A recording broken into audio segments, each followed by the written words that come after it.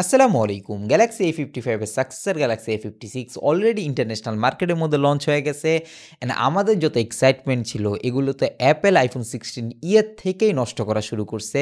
And তাদের দেখাদেখি Samsung এই ধরনের একটা ওভারপ্রাইসড ফোন লঞ্চ করছে গ্যালাক্সি A56 এর নাম দিয়ে, যা কিনা কোন সেন্সে মার্কেটের মধ্যে ফিট হইব, অ্যাকচুয়ালি আমাদের দেশে আনঅফিশিয়াল ফোনের মার্কেটে কারাই বা পারচেস করব এটাই দেখার বিষয়। বাট তারপরও অনেক বেশি পরিমাণ বিক্রি হইব অনেকের ভাষ্য মতে। বাট সবচেয়ে বড় কোশ্চেন হচ্ছে এটা কোন ক্যাটাগরিতে এসে কম্পিট করব, স্যামসাং এরই কোন ফোনকে রিপ্লেস করব। ফর এক্সাম্পল এক্সপেক্টেড যদি আমরা A36 কে বাদ রাখি, গ্যালাক্সি A56 অ্যারাউন্ড 50,000 এর মধ্যে আনঅফিশিয়াল ফোনের মার্কেটের মধ্যে অ্যাভেলেবেল হইব। যদি আমরা ইন্ডিয়ান প্রাইজিং কনভার্ট করি কিংবা ইন্টারন্যাশনাল মার্কেট কিংবা ইউরোপিয়ান মার্কেটের মধ্যে যে দামের মধ্যে লঞ্চ হয়েছে, অবভিয়াস বিষয় যে ওই ফোনগুলি আমাদের দেশের মধ্যে আনঅফিশিয়াল ফোন হিসাবে বিক্রি হয়।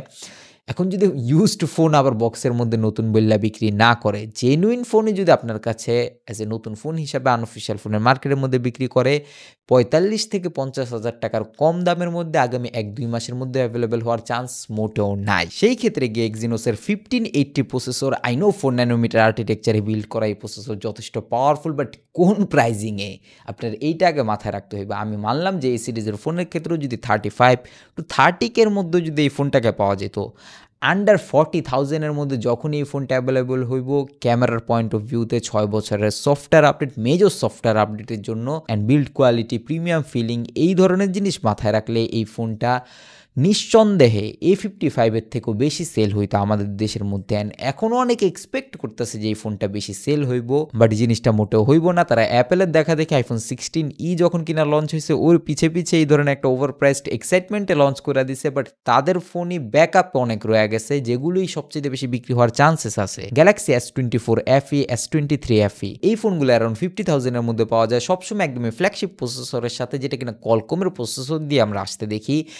অ্যান্ড গ্যালাক্সি S23 নতুন আমাদের দেশের মধ্যে এখনকার সময় পাওয়া যেতেছে অ্যারাউন্ড 60,000 এর মধ্যে। আপনি জিন্দিগিতেও কম্পেয়ার করতে পারবেন না S23 ফোনটার সাথে এই ধরনের এ সিরিজের ফোন, যেগুলো এমনিতে অনেক বেশি ওভার প্রাইসড, সেটা যত লেটেস্ট সময়তে অ্যাভেলেবেল হোক না কেন। অনেকে বলবো যে এটা আরও 2 বছরের আপগ্রেড ভেরিয়েন্ট এখনকার সময় ধরতে গেলে S23 এর তুলনায়, বাট মার্কেটের যে ডিমান্ড ওই জিনিসটা মোটেও ফুলফিল করতেছে না। এই জিনিসটা 8s Gen 3 দিয়েও যদি এই ফোনটা অ্যাভেলেবেল হইতো অ্যারাউন্ড 50K এর মধ্যে, নির্দ্বিধায় অনেককে একটা অলরাউন্ড ফোন হিসাবে রেকমেন্ড করা যেত for long term uses. But কম্পিটিশনের দিকে তাকালে, মার্কেটে এক্সিস্ট করা স্যামসাংয়ের এই পুরোনো ফোনগুলোর দিকে তাকাইলে, এই গ্যালাক্সি A56 এর পারফরমেন্স অ্যান্ড ওভারঅল এক্সপিরিয়েন্স যদি এই জায়গাতে থাকে, অন্য সব কম্পিটিটররা এইখানে আছে, এরকম একটা মেজর তফাত। বাদবাকি স্পেক হিসাবে একদমই অ্যাজ এক্সপেক্টেড জিনিসপত্র আছে। 6.67 ইঞ্চেসের একটা ফুল এইচডি প্লাস এর অ্যামোলেড প্যানেল, যেটা কিনা 120 হার্জের রিফ্রেশ রেট নিয়ে আসে, নাথিং ফ্যান্সি কিছু। এখানে 4K তে ভিডিও শুট করার সাপোর্ট পাবেন। ক্যামেরার ডিজাইন একটু চেঞ্জ হইলো,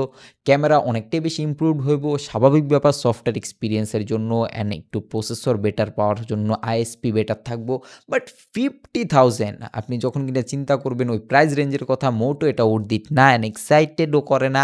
স্যামসাংয়ের পুরনো যে ফোনগুলো আশেপাশে আছে ওগুলোর দিকে তাকাইলে, অ্যান্ড গ্যালাক্সি S23 FE কিংবা S24 FE কিংবা S23 সাথে যদি কম্পেয়ার করতে যাই, কম্পিটিশনে থাকে এক্সিস্টিং স্যামসাংয়ের পুরনো ফোনগুলো যেগুলো নতুন পাওয়া যায় আমাদের দেশের মধ্যে এই প্রাইস রেঞ্জের মধ্যে, সেগুলোর সাথে কম্পেয়ার করলেও camera up to the mark না। Primary camera and front camera দিয়ে 4K 30 FPS এ ভিডিও রেকর্ডিংয়ে সাপোর্ট পাবেন। দুই দিক থেকেই 5000 mAh ব্যাটারি অ্যান্ড 45 ওয়াটের ফাস্ট চার্জিং সাপোর্টেড। স্যামসাংয়ের ভাষ্যমতে এটা ফাস্ট চার্জিং।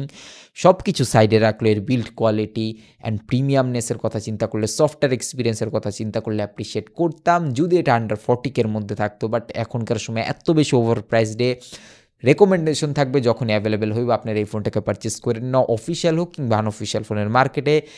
S24 FE কিংবা S23 সেগুলো much more better option any day এই ফোনটার থেকে। তাও যদি ধারণা করেন যে এই ফোনটা কিনবেন, একটু ওয়েট করেন, অনেক দ্রুত এই ফোনটার প্রাইস ডাউন হইব। আন্ডার 40K এর নিচে আসলে কিংবা 35K এর আশেপাশে আসলে তখন কি একটা সেন্সেবল ডিল হইলেও হইতে পারে। সেই সময় user review, dependent condition and price পয়েন্টের কথা মাথায় রাখলে। I'll catch you guys in the next video. আল্লাহ হাফেজ।